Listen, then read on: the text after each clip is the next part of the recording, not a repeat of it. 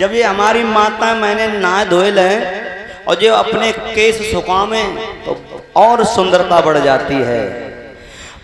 इंद्राणी अटिया के ऊपर खड़ी है, अपने केसों को सुखा रही है। एक कवि तो ये कहता है कि महाराज इतनी सुंदर लगी और ये नहुस महाराज घोड़ा पे सवार भये हैं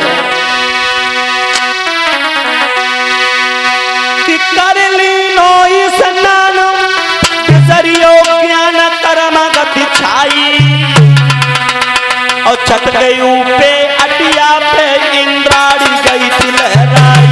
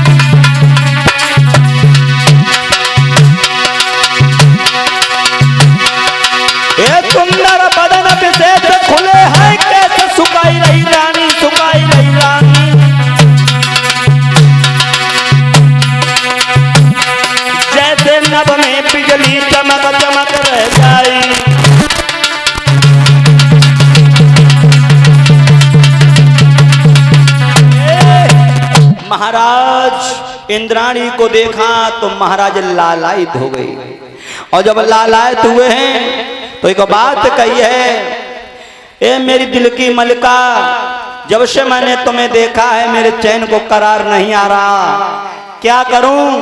तो आज लोगों पत्र लिख दिया महाराज नहुस ने और इंद्राणी के पास में भेज दिया। इंद्राणी देखो बहुत बड़ी बुद्धिमान थी, परीक्षित जी सोचने लगी लड़ाई करने से इससे हम जीत नहीं सकती हूँ, ना मेरे पति जी सकते, इसे छल बल से मारो। तो आज इंद्राणी ने भी नहुस के लिए एक पत्र लिखा और कहा है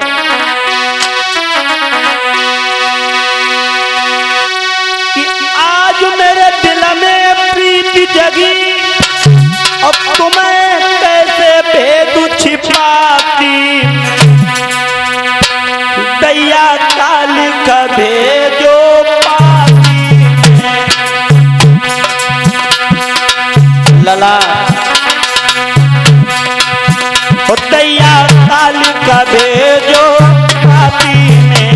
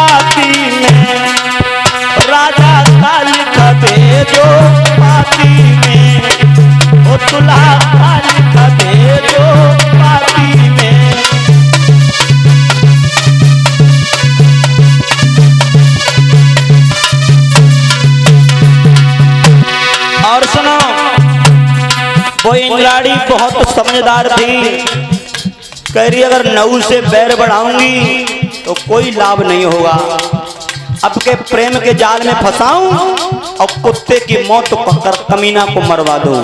मैया ने प्रेम प्रसंग बाढ़ छोड़े महाराज, बड़े मोहिनी एक बात कही है, हे मेरे दिल के सम्राट हृदय के राजा, जिस दिन से हमने तुम्हें देखा तुम अपनी कह रहे हो, हम अपनी कह रहे हैं, जा दिन से दैया तुम्हें देखो वो एक दिन को चैन ना है, एक पल नींद ना आती, हरदम तुम्हारी याद में खोई रहती, जब से देखा तुमको मैं खोई खोई रहती हूँ।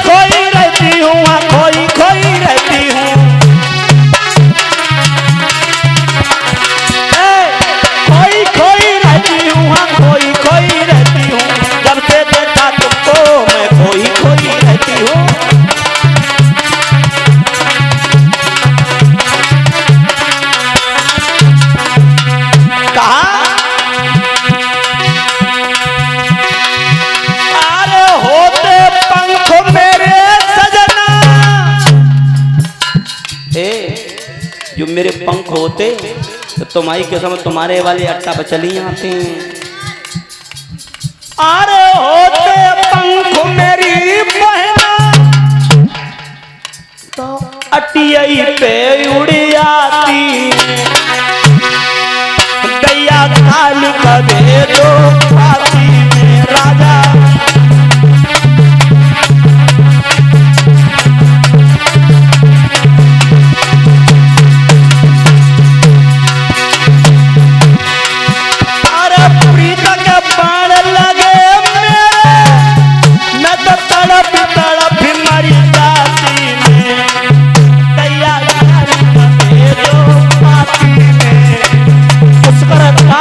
भेजो पाती में।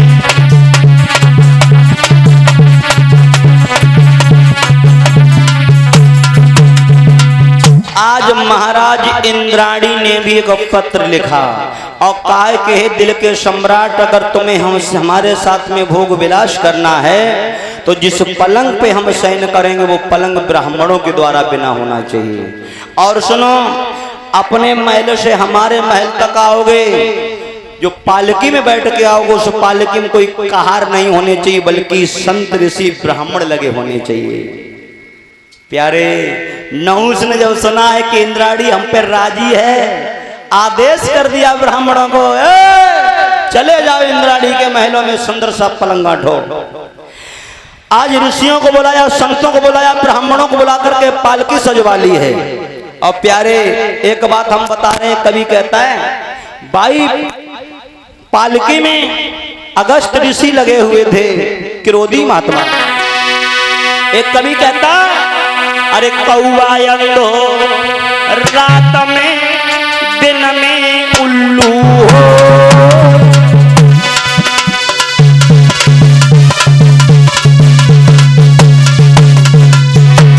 लला कौआ यंदो रात में दिल में उल्लू हो, कामी अंधो रात दिन बुद्धि गई सब खोए।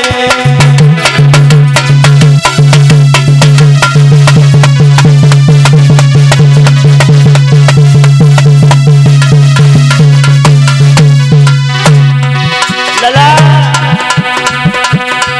अरे पर नारी की प्रीत फूट की तपनी, चाहे तारो कले जो तीर होत नहीं अपनी।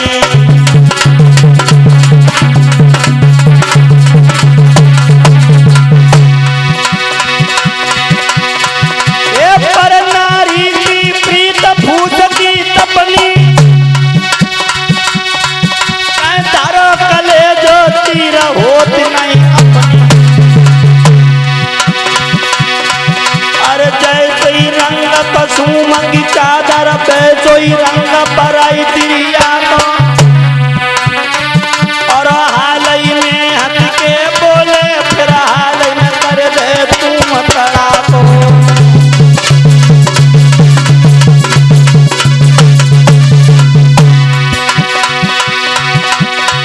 तो भी नाम को का बिगड़े सामरिया, जब मैल छटे सब ही कपड़ा को,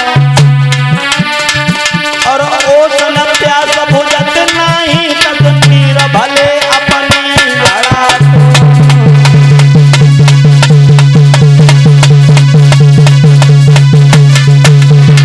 भैया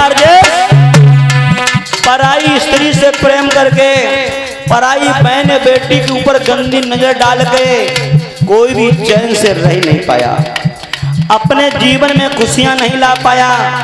और एक बात और बता रहे हैं बेटा पुष्कर, जो पुरुष, जो लड़का लड़की से प्रेम प्रसंग करके माता पिता की बिगर आज्ञा से, उनके बिगर मन से शादी कर लेते हैं, उनकी शादियां सफल, बाद में उन्हें रोना होता है। दादा, कहीं की हमने देखा है लड़का लड़की से प्रेम हो गया, ना बाप की जरूरत ना माता पिता की जरूरत, जाकर के मंदिर में शादी की ली और कोर्ट में जाकर के कागज बनवा लिए, कोर्ट मैरिज कर ली। लोगों